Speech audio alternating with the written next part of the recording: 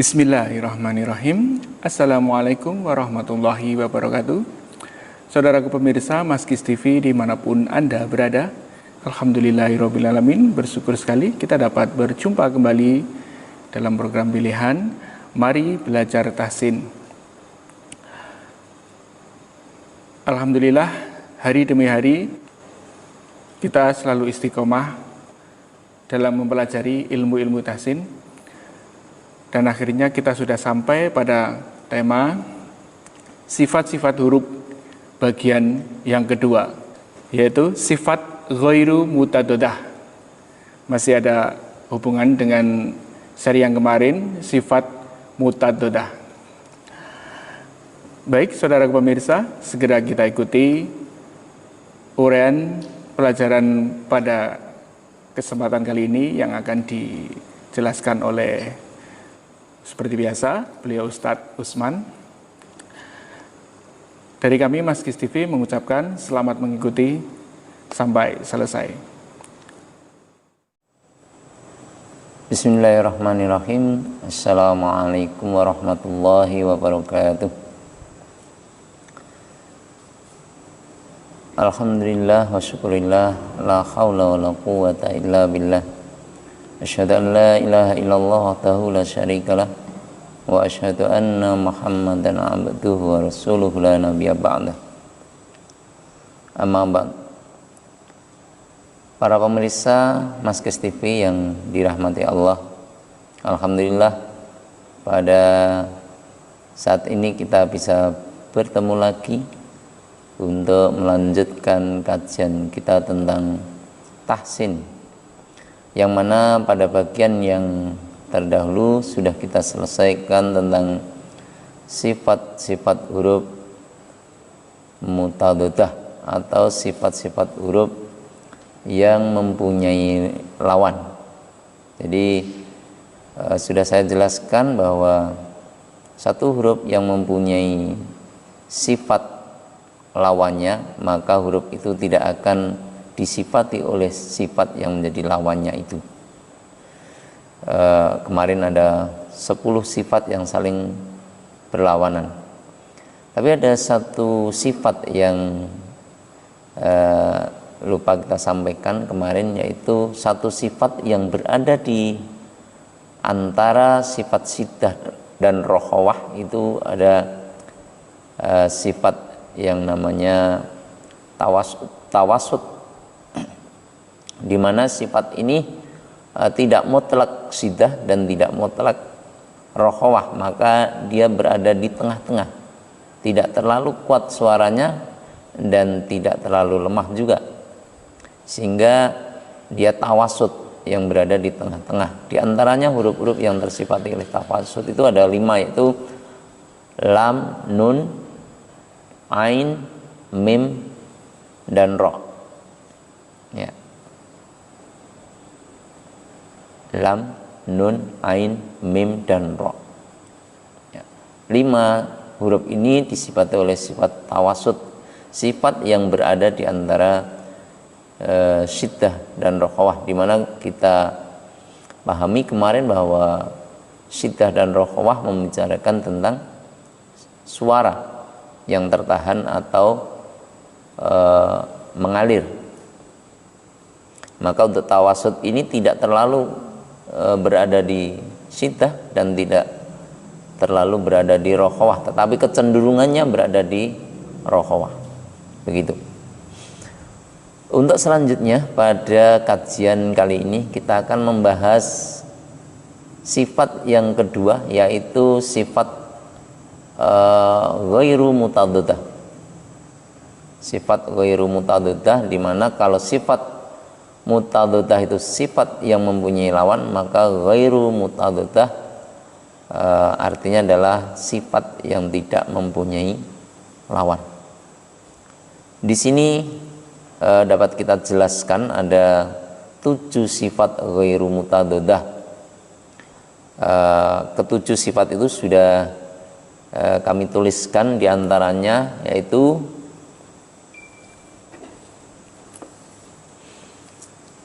di papan tulis ada yang pertama, ada sifat sofir. Sifat sofir ini adalah sifat suara yang mempunyai sifat seperti suaranya binatang. Maka ada 3 huruf yang menyerupai binatang yang berbeda. Di antaranya adalah sin. Sin, ya, ini mempunyai sifat sofir yang sofirnya menyerupai suara belalang. Seperti kalau kita mendengar belalang ya berdesis di tengah malam itu, itu ya, itu sofirnya sin. Ya. Jadi sin ini mempunyai sifat rokhawah, ya, mempunyai sifat rokhawah. Maka sifat suaranya mengalir. Ya. Nah, sifat sofirnya sin ini kita tengarai ketika kita mendengar suara belalang. Kemudian yang kedua adalah huruf zai. Zai ini sifat sofirnya menyerupai suara lebah.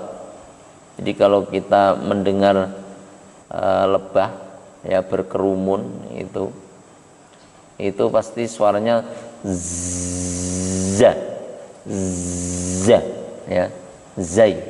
Itu sifat sofirnya seperti itu, seperti suara lebah.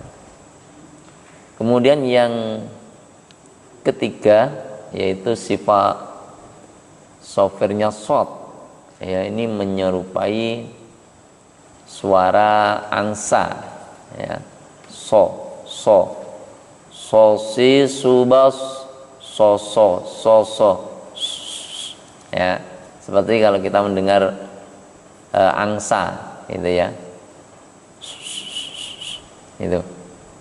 itu sifat sofir, yaitu sifat huruf yang menyerupai suara binatang. Yang kedua yaitu sifat kolkolah, ya. Sifat kolkolah ini adalah suara pantulan, ya, suara tambahan yang berupa pantulan yang terjadi pada huruf kolkolah. Sedangkan huruf yang disifati kolkolah itu ada 5, yaitu qaf, ta, ba, jim, dan dal. Kelima huruf itu apabila terkena sukun atau wakof, maka dia akan memantul, ya. Jadi suara pantulan yang terjadi pada huruf yang bersukun karena kuatnya tekanan pada makhraj kelima huruf qalqalah ini, qaf, ta, ba, jim, dan dal, ya. Kelima huruf itu apabila kena sukun atau terkena wakaf atau berhenti, maka dia mantul, ya.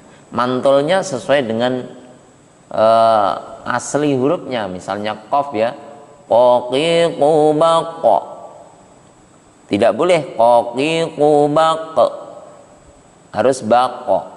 Begitu juga ta, tatitu baqa, ya. Begitu juga ba, babi bu bab. Begitu juga jim, jaji jubaj. Begitu juga dal, dadi dubad, gitu ya. Jadi sifat qalqalah itu adalah sifat memantul dari kelima huruf itu apabila terkena sukun atau waqaf. Kemudian yang ketiga adalah sifat lin. Lin itu artinya lunak atau lawan dari keras, ya. Lawan dari keras itu lunak. Maka hurufnya adalah ya dan wawu, yang apabila kedua huruf ini bersukun didahului oleh huruf yang berharokat fathah. Misalnya ya, ya didahului oleh hamzah fathah, maka ai, ya, maka lunak saja. Ketika mengucapkan huruf ya sukun dan wawu sukun yang didahului oleh huruf yang berharokat fathah itu lunak, enak, tidak perlu tenaga yang tidak memerlukan tenaga yang kuat untuk membunyikan kedua huruf ini apabila didahului oleh huruf-huruf yang berharokat fathah, ya fathah. Jadi kalau ya didahului oleh hamzah fathah ai, kalau wawu sukun didahului oleh huruf hamzah fathah maka au, maka ai dan au inilah sifat lin, ya. Maka dikatakan lunak karena enak cara mengucapkannya. Kemudian yang keempat, sifat inkhiraf. Inkhiraf ini adalah sifat kemiringan. Jadi lam, kalau tadi dikatakan lam ini mempunyai sifat tawasud, ya berada di antara syiddah dan rokhawah. Sebenarnya lam ini mempunyai sifat syiddah, mempunyai sifat rokhawah, ya suaranya mengalir, tetapi mengalirnya tidak penuh juga karena berada di tengah antara syiddah dan rokhawah. Maka inilah dikatakan inkhiraf, agak miring-miring itu. Kemudian ro juga dikatakan miring. Kenapa? Karena kalau kita perhatikan orang yang cedal, ya, yang cedal itu bicaranya kalau tidak bisa mengucapkan ro ini maka larinya dia ke lam. Nah, maka dikatakan ro juga inhiraf atau miring. Itu yang keempat. Yang kelima, sifat takrir. Di sini ro mempunyai dua sifat ghairu mutadaddah. Yang tadi sudah masuk inhiraf, maka yang kedua dia masuk di takrir. Apa takrir itu? Takrir itu bergetarnya ujung lidah ketika mengucapkan suara huruf itu. Tetapi perlu diingat bahwa getaran ro ini tidak boleh melebihi dari 2 getaran. Maka ro wi ru bar ya tidak bar, ya. Karena apa? Kalau getaran ro ini melebihi dari 2 getaran, maka seolah-olah kita mengucapkan huruf ro setelah ro. Jadi ada beberapa ro yang kita ucapkan, padahal batas maksimalnya getaran ro hanya 2, gitu ya. Itu namanya sifat takrir atau bergetarnya ujung lidah ketika mengucapkan huruf ro. Yang keenam adalah sifat tafasi. Apa sifat tafasi? Sifat tafasi ini dimiliki oleh huruf shin saja. Apa tafasi itu? Tafasi adalah menyebarnya udara dari rongga mulut ketika mengucapkan huruf shin. Maka shin tidak sama dengan sin. Saya katakan harus shin. Jadi mimik bibir harus lebar, shin.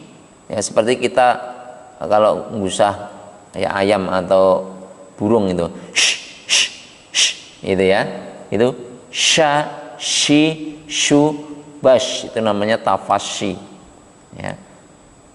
Menyebarnya udara dari rongga mulut ketika mengucapkan huruf shin, ya, itu tafasyi.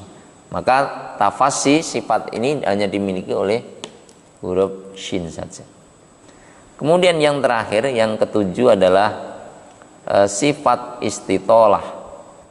Sifat istitolah ini hanya dimiliki oleh huruf dot. Kenapa dikatakan istitolah? Istitolah ini maksudnya memanjang, ya. Nah, kemudian kenapa disematkan ke huruf dot? Karena memanjangnya suara dot ini dari awalan tepi lidah sampai akhir tepi lidah. Jadi tepi lidah, kalau kita ingat makhraj dot ini berasal dari mana? Tepi lidah yang ditemukan dengan gigi geraham atas, dot. Maka batasnya di mana? Awal tepi lidah itu awalnya berada di pertengahan lidah. dari makhraj lam, nun, ro sampai ke ujung lidah, di mana di situ ada maaf ya, dari pertengahan lidah itu dari jim, shin sama ya. Ya, di situ mulainya bot. Ya, jadi tepi lidah ini bukan dari pangkal sana, bukan dari, tapi dari tengah lidah sini sisinya dinaikkan bertemu dengan gigi geraham. Ya, dari makhrajnya jim, shin, ya sampai ke ujung lidah, sampai berada di makhrajnya lam, nun, ro di ujung lidah. Nah, ini namanya istitolah, memanjang ya. Bod.